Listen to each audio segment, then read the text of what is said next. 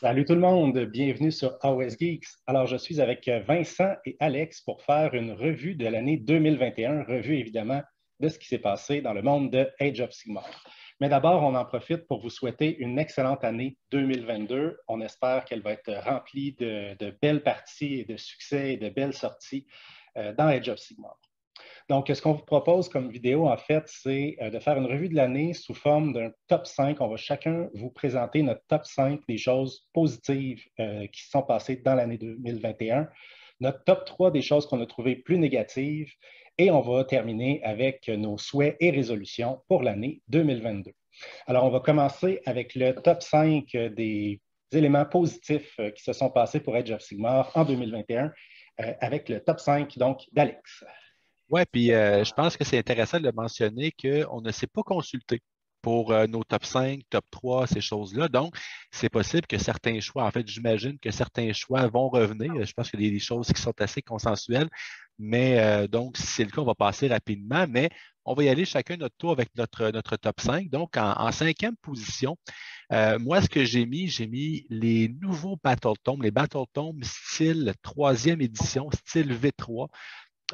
J'aime ce qu'ils ont fait, c'est-à-dire de simplifier les sous-factions, de diminuer l'accès à certains artefacts, certaines habiletés de commandement. Euh, j'aime le fait justement qu'on était capable de bien s'adapter de bien adapter les nouvelles armées aux règles de la V3, les nouvelles tactiques de bataille, les nouvelles grandes stratégies. Euh, donc, ça, je trouve ça intéressant à ce niveau-là. Donc, c'est mon cinquième choix. Si on poursuit sur cette lancée-là, je pense que la troisième édition, les nouveaux Battletons vont faire un jeu qui va être beaucoup plus équilibré, beaucoup plus plaisant éventuellement. Ma quatrième position est un peu en lien avec la cinquième, mais quand même un peu différent. J'ai mis les Crawl Boys. Les Crawl Boys étant un joueur qui n'est pas un joueur destruction, c'est pas une esthétique qui me plaît, c'est pas. Je dois reconnaître que quand même, ça fait vraiment des orques typiques et ouais, ça fait vraiment un changement intéressant. Je trouve ça fantastique. J'aime le fait maintenant qu'on peut jouer plusieurs styles de jeu avec les orques. Donc, ça, j'ai trouvé ça vraiment intéressant. Chaque nouvelle armée apporte un peu de nouvelle saveur au jeu. Et je pense que les Cruel Boys font juste ça. C'est un beau créneau, très, très bien ciblé, des très, très belles pièces. Euh, en fait, tout ce qu'on peut espérer, c'est est-ce qu'on peut en avoir plus, s'il vous plaît. Donc, en quatrième position, j'ai mis les Cruel Boys. En troisième position, très, très général, mais quand même, là, je me suis permis une troisième position plus vague un peu. J'ai mis les règles de la V3. Aussi simple que ça. J'aime beaucoup la plupart des changements que la V3 a apportés aux règles. Je pense que certaines clarifications, le fait de pouvoir jouer un peu dans le tour adverse avec des habiletés de commandement qui sont nouvelles. J'aime le nouveau système des points de commandement. Euh, J'aime le nouveau système. Au début, c'est un peu plus confus, mais le système des enhancements, je trouve ça intéressant aussi. Le fait qu'on ait retiré les Wascall bataillons du système de jeu égal, qu'on a remplacé ça par des core bataillons.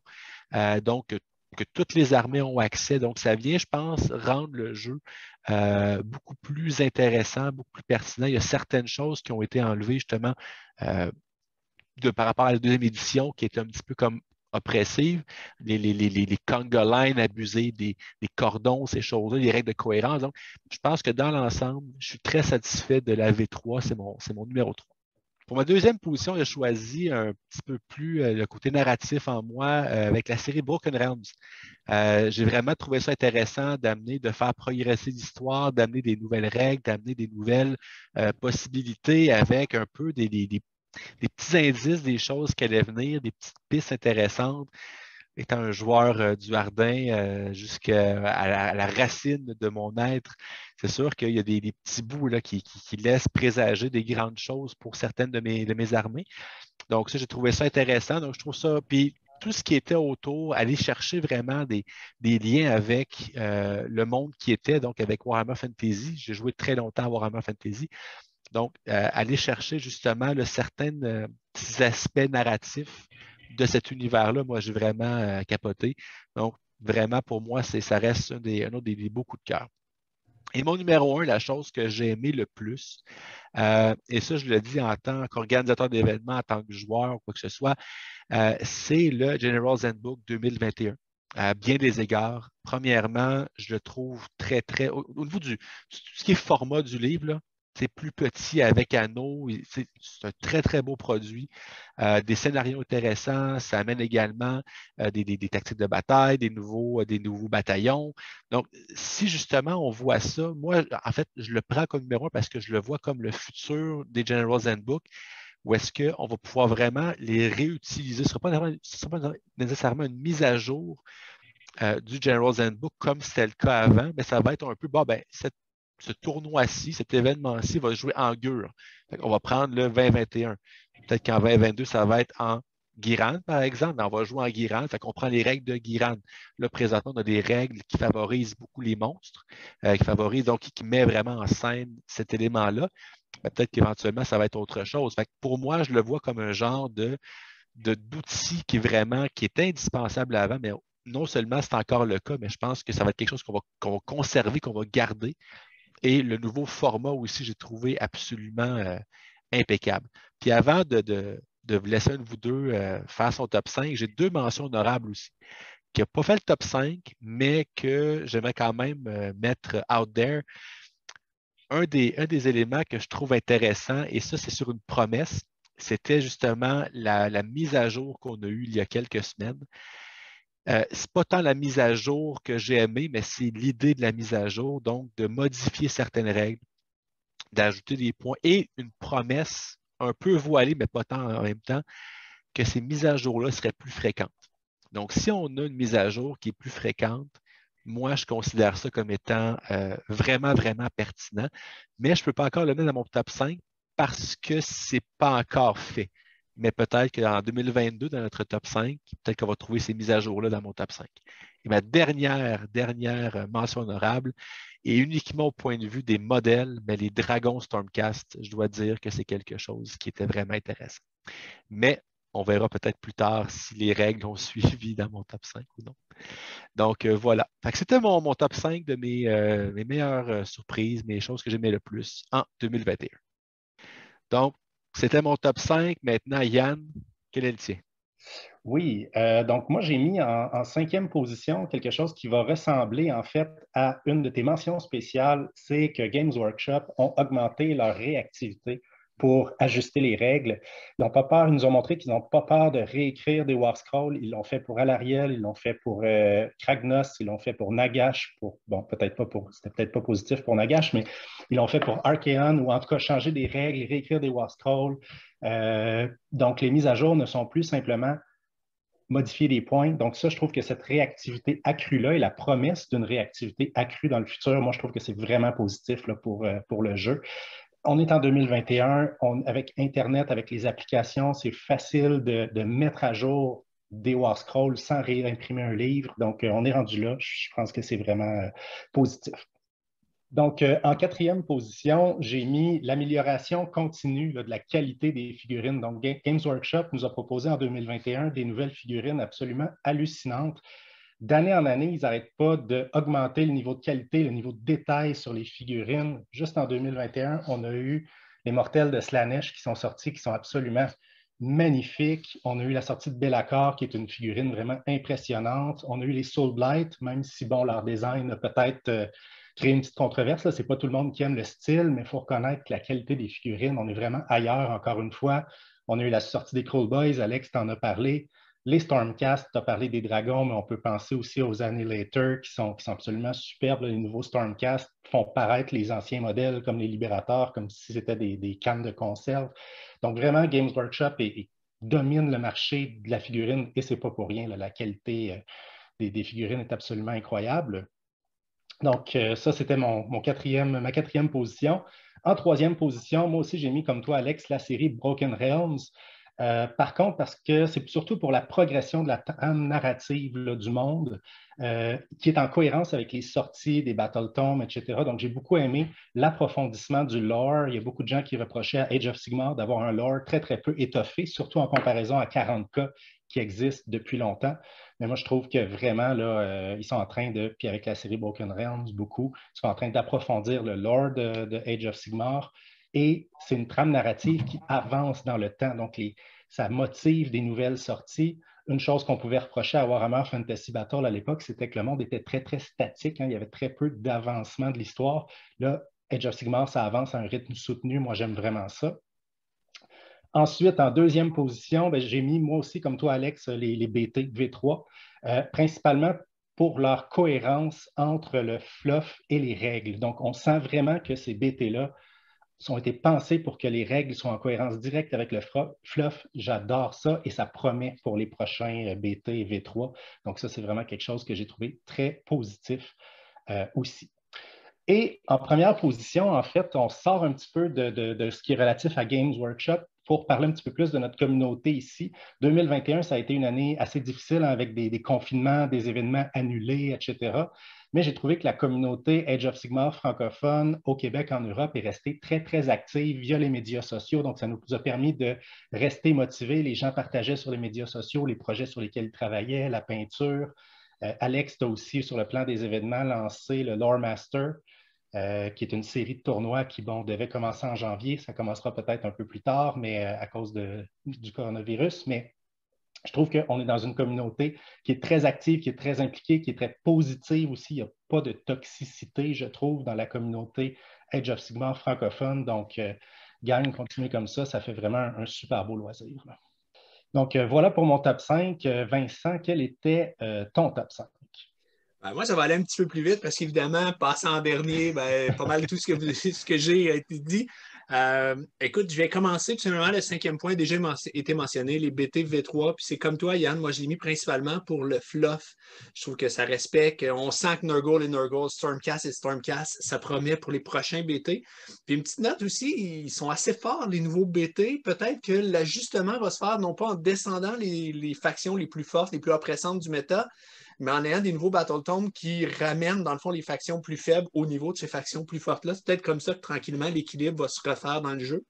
Fait que les BT qui promettent pour la V3. Alors ça, c'est mon point 5. Mon point 4 est tout à fait en lien. C'est la V3. Ça a déjà été mentionné par Alex. Je trouve que la V3 est vraiment amusante à jouer, principalement parce qu'on a plus de CP et plus d'interactivité. Le fait qu'on ait des habiletés qu'on peut faire autour de l'autre, notamment, je trouve ça le fun. Mon top 1 de ce point-là, c'est le redeploy, l'habileté redeploy dans la V3. Moi, j'ai trouvé ça. Dès que je l'ai lu, il me semble qu'il y a quelque chose à faire là. Là, tu peux réagir, tu n'es plus juste obligé de subir les charges de l'adversaire. Bref, la V3, dans son ensemble, malgré tout ce qu'on pourrait reprocher, c'est pas une version qui est parfaite. Il n'y aura jamais de version parfaite, mais elle est vraiment amusante à jouer. Ensuite de ça, ben, un peu comme toi, Yann, je me suis permis de sortir un peu de Games Workshop, surtout que je savais que j'étais le dernier à parler. Alors, ben, mon point 3, puis ici, chapeau à toi, Alex, c'est le Clash, tout simplement. Ouais, il est incroyablement bien organisé. Puis là, je vais en parler d'un point de vue de hobbyiste parce que pour moi, c'est le moment de l'année. Dans le fond, tout mon hobby, je le prépare en fonction d'éventuellement arriver au Clash avec une nouvelle armée qui va être peinte, mieux peinte que l'armée que j'avais l'année précédente, avec un display board. J'ai fait d'autres tournois. On a été, moi et Yann, à Toronto. Ça a été super le fun. Mais à Toronto, j'ai amené ce que j'avais déjà de peint pour le Clash. Le Clash, pour moi, ben, c'est le tournoi de l'année. Tout mon hobby est en préparation. Puis même les parties que je joue avec Yann, parce que c'est mon principal adversaire, je les joue en préparant ma liste pour éventuellement aller au Clash. Donc, pour moi, ça a été un point positif d'un point de vue hobbyiste. Puis je remercie aussi Danick Mayotte, je ne sais pas s'il écoute, mais c'est lui qui a été juge de peinture. Puis j'ai vraiment aimé. Il a pris le temps, après avoir jugé, de s'asseoir avec moi et de m'expliquer qu'est-ce que je pouvais faire pour améliorer, là, pour amener une armée qui sera encore plus belle l'année prochaine.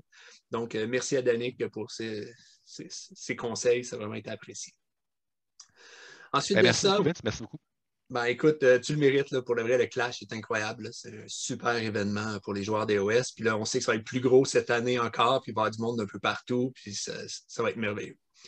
Yes. Ensuite de ça, ben, un peu comme toi, Yann, moi j'ai parlé du contenu intéressant, même si on a été confinés, même si Games Workshop n'a pas pu sortir autant de Battle Tome, autant de figurines qu'ils avaient voulu. Je pense qu'ils sont en retard un peu sur leur échéancier, puis ça se comprend.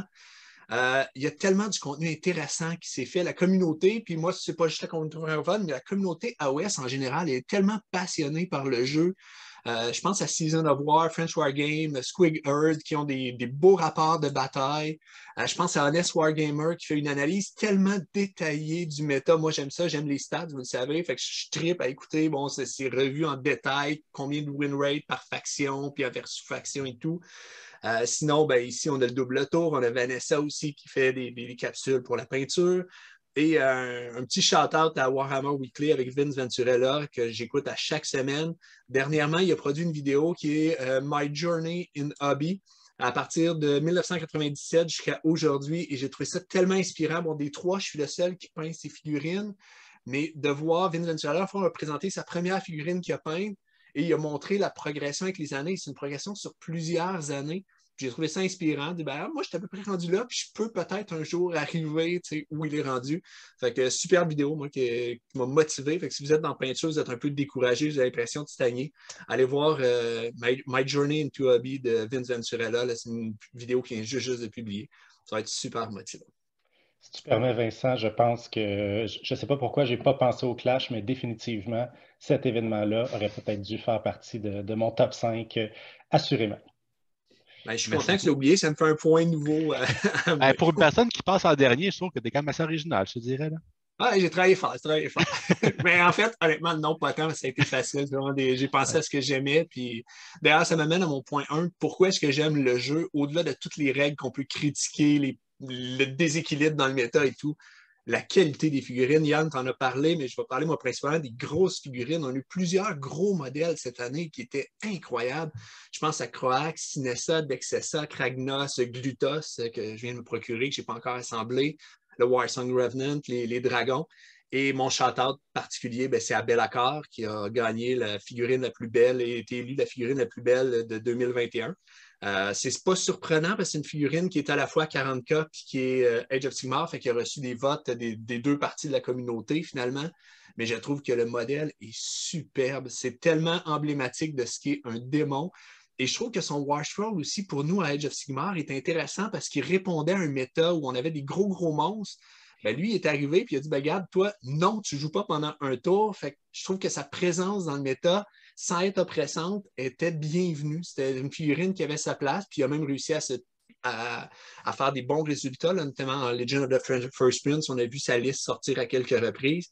Donc, ça, c'est mon top 1. Je pense qu'on joue à ce jeu-là parce que les figurines sont magnifiques, puis on a du plaisir après ça à les faire s'affronter sur le champ de bataille, mais les figurines sont tellement exceptionnelles. Juste pour ça, je veux dire, c'est sûr qu'on va continuer encore des années à jouer. Fait que c'est ça fait le tour de mes 5 points positifs. Maintenant, on va passer aux points peut-être un peu moins positifs, ce qu'on a un peu moins aimé. Et cette fois-ci, ben, c'est toi, Yann, qui va commencer avec les 3 points plus négatifs que tu as trouvés en 2021. Oui, ben, en fait, mon premier point négatif, ça va sembler un peu contre-intuitif parce que c'est une figurine que je joue et que j'apprécie, mais Kragnos, en fait. Et pour moi, Kragnos, c'est une erreur de design sur le plan esthétique. Il ne ressemble à aucune race de la destruction. Et, on va se le dire, il ressemble franchement à un Beast of Chaos. Ça donne vraiment l'impression qu'il l'avait sculpté pour être un Beast of Chaos, puis qu'ils ont changé d'idée en cours de route, puis ils lui ont fait un War Scroll de destruction. Donc, vraiment, pour moi, c'est une petite incohérence de fluff ou qui me titille un peu. En deuxième position, la figurine est très belle, mais je trouve qu'elle n'est pas dans la bonne Grande Alliance. En deuxième position, en fait, ce sont les retards là, de production puis les problèmes de distribution. Ce n'est pas la faute de Games Workshop, c'est la faute de la pandémie mondiale qu'on a eue, mais ça a été quand même dommage. On a vraiment senti en cours d'année qu'il y a eu des reports de distribution, de livraison, probablement des Battle Tomes qui ne sont pas sortis au moment où il était prévu de sortir, ainsi de suite. Donc, ça a été un petit peu dommage. Il faut en parler, c'était 2021. Et finalement, ma plus grande, disons, doléance, c'est le déséquilibre entre les fractions qui continue. On se souvient qu'en décembre 2020, juste avant l'entrée dans 2021, on n'a pas eu de fac pas eu d'ajustement de coût en point parce que Games Workshop ont prétendu qu'il n'y avait pas assez de données pour faire des mises à jour. Ce qui était douteux. Là, on vient d'avoir une fac qui a des points positifs, notamment des nouveaux War Scrolls, des choses comme ça, mais en même temps, l'ajustement des coûts en points ne sera pas suffisant pour que les joueurs qui jouent des factions plus faibles puissent devenir un peu plus compétitifs. Les joueurs Gloomspite, les joueurs Beast of Chaos, les joueurs Sylvaneth, les joueurs Knight vont continuer à avoir de la difficulté. Faut se rappeler qu'il y a beaucoup de joueurs qui n'ont pas les moyens de posséder 3, 4, 5 armées. Donc, si ton armée de cœur que tu as, c'est les Gloomspite, puis que tes amis avec qui tu jouent Séraphon, jouent Luminette, il y a peut-être de quoi perdre plaisir à jouer. Donc, vraiment, je trouve ça dommage, ce déséquilibre-là qui continue. J'espère qu'avec la sortie des nouveaux Battle Tomes, comme on l'a dit tantôt, il va y avoir un rééquilibrage, mais pour l'instant, c'est un peu dommage. Voilà, donc on passerait au top 3 des choses moins positives de Vincent. Oui, ben, le premier, c'est vraiment une toute petite affaire, mais pour moi, c'est une petite source de frustration. Puis j'espère que Games Workshop écoute. On sait qu'ils n'écoutent pas, mais en tout cas, pas la chaîne ici. Mais le retrait des War Scrolls sur le site, je trouve ça tellement ennuyeux qu'on les ait pu pour deux raisons. De un, j'aime ça faire les stats, puis j'ai pas toutes les Battle Tomes sous la main. Fait que des fois, j'aime ça pouvoir comparer des unités entre elles, puis même prévoir mes prochains achats. Puis je me disais, peut-être que cette faction-là serait intéressante d'aller regarder les War Scrolls. Fait que ça enlève cette possibilité-là. Puis ensuite de ça, ce que je trouve dommage, c'est que là, avec notamment Broken Realm, il y a des nouveaux War Scrolls qui sont sortis dans les Broken Realm. Puis si tu n'as pas acheté ces livres-là, ben là, il faut que tu aies un PDF de quelqu'un un peu piraté pour avoir le War Scroll parce qu'il n'est pas accessible nulle part. Je trouve qu'en façon de marketing, c'est un peu plate. Ça nous oblige un peu quasiment à acheter tout le temps les nouveaux livres qui vont sortir. Même si dans ce livre-là, il y a peut-être juste une page qui nous intéresse, un War Scroll qui fait une différence pour notre armée, on paye 50 $. Je trouve que c'est pas. On fait déjà les figurines très très chères, c'est correct. Là, je pense qu'il aurait pu laisser les War Scrolls en ligne, puis ça aurait été sympathique pour les joueurs. Ensuite de ça, ben, mon deuxième point négatif, c'est le Battle Tome et Donate of Slaanesh, malheureusement. On a eu 7 Battle Tomes dans l'année. Les Docs, les Luminettes, les Soulblight, les Stormcast, les Zoruk, puis Nurgle. Les 6 des 7 sont dans le top des Battle Tomes les plus forts du méta, ou à peu près. Sur le Blight, bon, ils se tiennent dans le milieu, mais ils sont bien classés. Puis Edonite, je ne sais pas, ils l'ont échappé, celle-là. Ils n'ont vraiment pas réussi à faire un Battle Tome qui est à la hauteur des autres. Et c'est dommage parce que comme ils viennent d'avoir un Battle Tome, ben, on ne s'attend pas à ce qu'il y ait de Battle Tome avant longtemps. Puis là, je suis en train de les assembler, puis ça, les monter parce que je trouve les modèles superbes. C'est principalement pour ça que je veux les collectionner. Mais je pense que ça va être long avant qu'on ait un nouveau Battle Tome. Fait que c'est dommage qu'il l'ait échappé alors que les autres Battle Tomes qui ont sorti cette année étaient tous pas mal solides, là, des bons Battle Tomes. Et le dernier, ben, ça rejoint le même point que toi, Yann, c'est la fac de décembre que j'ai trouvé un peu décevante, même si c'est des points importants, même je pense que ça réduit un peu la force des gros héros qui étaient peut-être un peu oppressants. Ils ont été très, très timides dans les ajustements de coups en points. Ça aurait été le fun de rebalancer un petit peu plus le jeu avec les coups en point, peut-être se permettre quelques War Scrolls de plus, retravailler certains War Scrolls aussi plus en profondeur. C'est un petit peu dommage parce que ça fait en sorte que le déséquilibre continue et un shout-out particulier au nerf de Nagash là, qui ne peut plus bénéficier des habiletés d'allégeance, mais il y a comme eu un double nerf. Là. Plus les habiletés d'allégeance, plus on change sa commande d'habilité. C'est triste, j'aime beaucoup mon Nagash, mais je sens qu'il va ramasser un petit peu de poussière dans les prochains mois, malheureusement. Mais bon, c'est correct. La force des figurines varie, fait qu'il va revenir un jour sur les tables, je suis convaincu. Donc, ce que tu es en train de dire, c'est que Nagash, c'est auto-end-up dusty. C'est fantastique. Tout à fait. C'est super.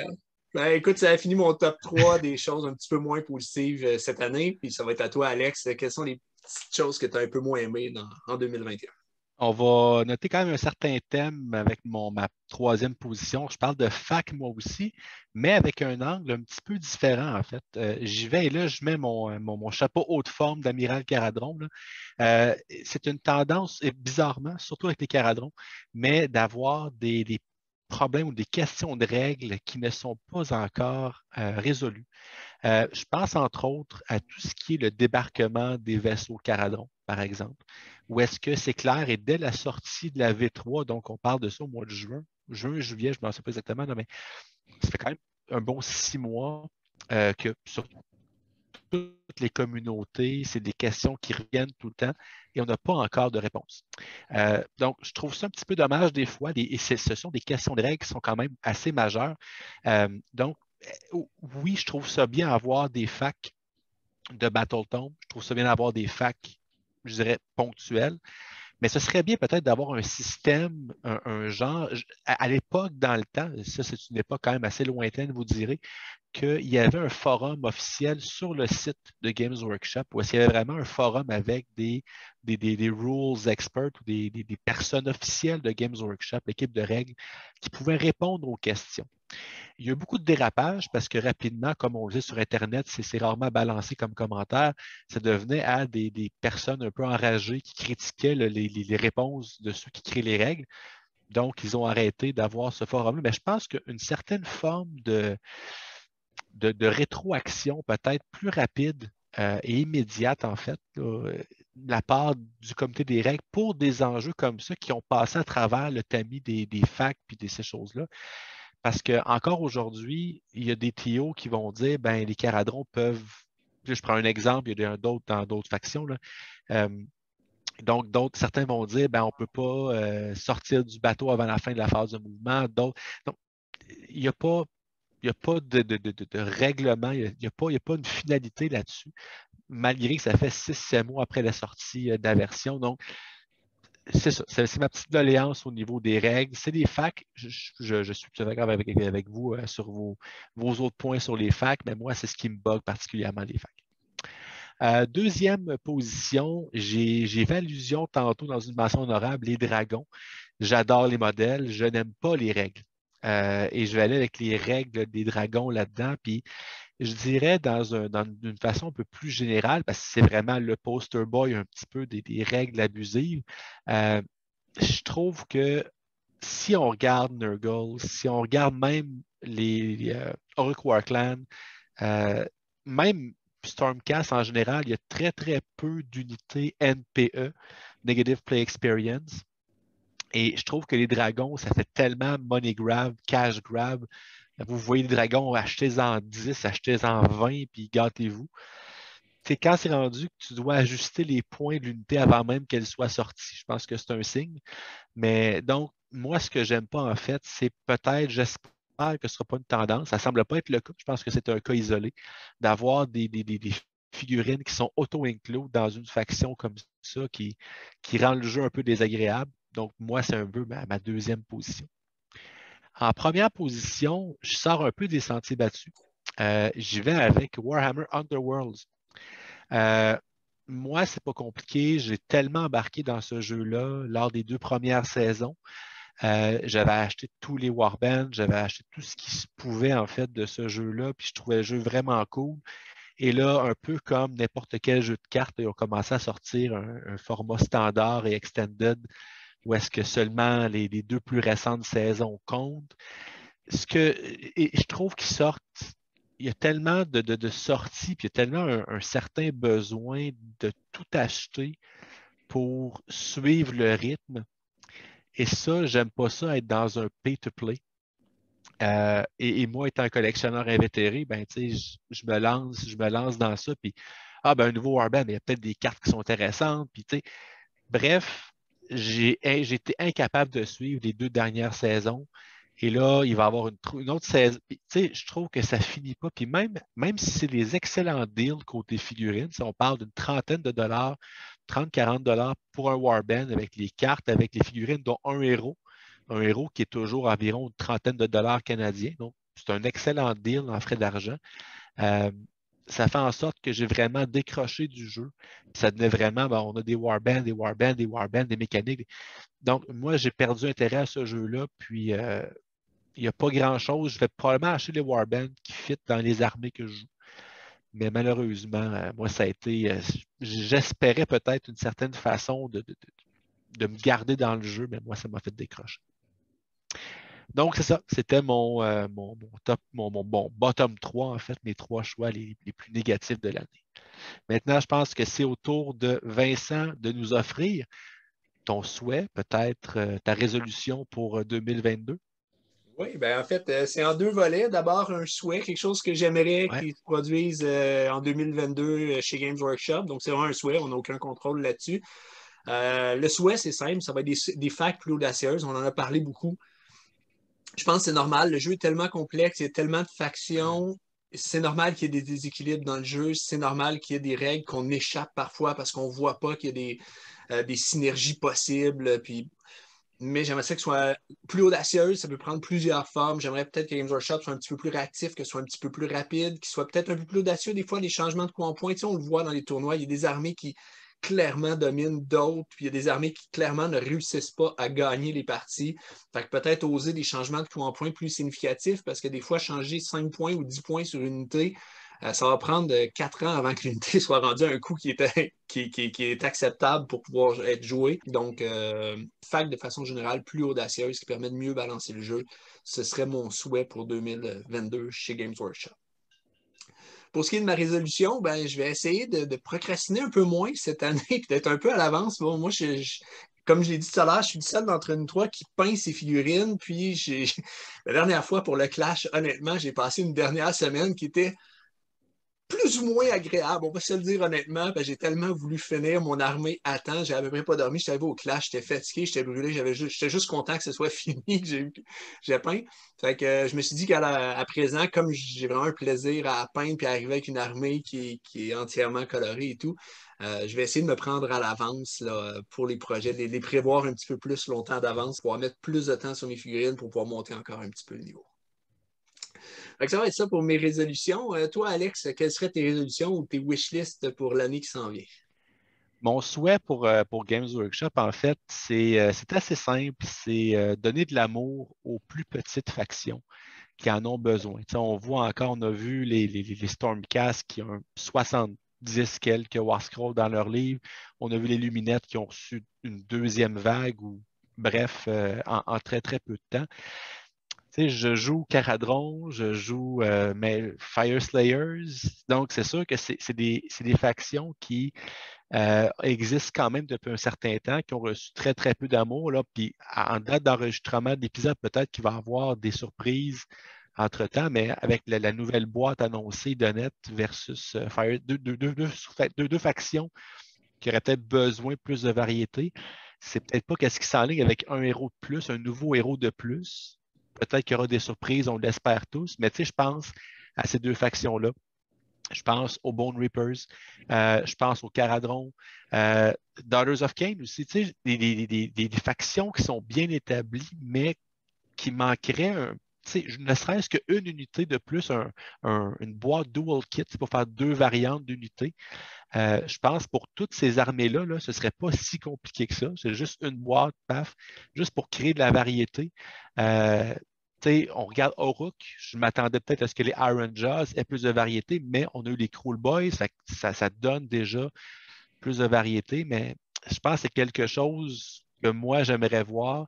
Est-ce que ça pourrait prendre la forme d'une nouvelle campagne et là, on a des nouveaux kits pour des armées? Est-ce que ça pourrait être lorsqu'il va y avoir un prochain Battle Tome? On ne le sait pas, mais c'est sûr que ce serait le temps pour certaines armées. Je regarde les Fire Slayers, ça fait depuis pratiquement le tout début qu'ils existent, puis ils n'ont rien eu de nouveau à part maintenant un nouveau héros et des invocations. Mais c'est rien pour justement rehausser un peu la saveur de l'armée. Donc, ce serait mon souhait. Donc, peut-être pas de nouvelles armées, mais juste de grossir les rangs de quelques armées qui ont été un peu plus négligées lors des dernières années. Et en ce qui touche peut-être ma résolution 2022, mais je vais prendre un peu plus le chapeau d'organisateur. J'aimerais un peu diversifier l'offre. Vous n'avez pas été tantôt, puis sans me l'avoir dit avant, je trouve ça vraiment le fun, les gars, de recevoir des beaux compliments comme ça pour le Clash, entre autres, pour le Lore Master. Mais j'aimerais ça éventuellement aussi peut-être faire d'autres types d'événements, explorer plus le côté narratif, donc des événements plus narratifs, des événements d'équipe. Donc, avoir une offre un peu plus intéressante pour vraiment aller chercher tous les types de joueurs, ce serait ma résolution pour 2022.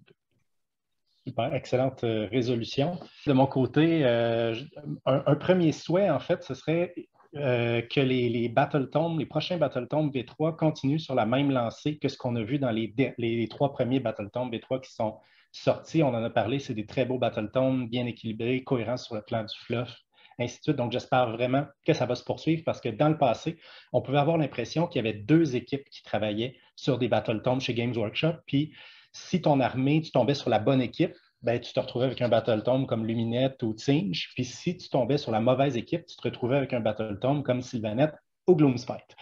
Donc, c'est un peu un pile ou face. Là, avec les 3 derniers Battletomes V3, même les 6 des 7 qui sont sortis en 2021, comme Vincent l'a souligné, à part celui de Slaanesh, ce sont tous des beaux Battletomes. Donc, il semble qu'il y a eu un rééquilibrage, disons, du travail là, des 2 équipes. S'il y a vraiment 2 équipes qui travaillent sur les Battletomes chez Games Workshop, j'espère vraiment qu'on va continuer comme ça et qu'on ne reviendra pas là, avec une espèce de dualité pile ou face, c'est un bon ou un mauvais Battletome. Je me permettrais de formuler un deuxième souhait. Aussi, dans nos commentaires positifs, il y avait le Clash. J'ai souligné aussi le fait, Alex, que tu as organisé la Ligue des tireux de dés, le Lore Master. Donc, on est vraiment dans une communauté au Québec, mais aussi en Europe, une communauté qui est très active. Il y a des beaux événements qui s'en venaient. Au moment de tourner cette vidéo-ci, au Québec, on est de retour en confinement parce qu'on subit la vague Omicron. Donc, déjà, il y a un tournoi qui est reporté, qui devait avoir lieu en janvier. Donc, j'espère vraiment qu'on va pouvoir reprendre là, une vie de hobby plus normale, puis qu'on va pouvoir profiter de tous les beaux événements là, qui étaient en train de s'organiser. L'année 2022 s'annonçait vraiment excitante sur le plan de Warhammer, notamment grâce à toi et à tout ce que tu organises, Alex. Donc, j'espère vraiment que ça va pouvoir se concrétiser. J'avais très, très hâte à ce que tout ça de vivre ces événements-là dans notre communauté qui est super dynamique, super agréable, comme je le disais, là, dans mes points positifs. Sinon, la résolution, je dirais que ma résolution, ça pourrait être en lien avec la chaîne. On aimerait bien faire un retour là, des rapports de bataille. Donc, résolution, tenter de tourner à nouveau des rapports de bataille. Il y a du nouveau qui s'en vient pour la chaîne sur le plan de la peinture, sur le plan justement des rapports de bataille. On va avoir des petites annonces à vous faire, des nouvelles personnes qui vont collaborer avec nous. Donc, résolution, continuer à vous donner du beau contenu, notamment des rapports de bataille. Excellent. Ben, ça fait le tour, je pense, de nos plus, de nos moins, puis de nos résolutions pour l'année qui s'en vient. Évidemment, comme toujours, on est intéressé à vous entendre dans les commentaires. Oui. Dites-nous c'est quoi que vous avez aimé, ce que vous avez moins aimé de 2021, c'est quoi que vous projetez pour 2022. On répond à tous les commentaires, ça nous fait vraiment plaisir. Et sur ça, ben, on va vous souhaiter une bonne année 2022 et surtout, bon Wargaming.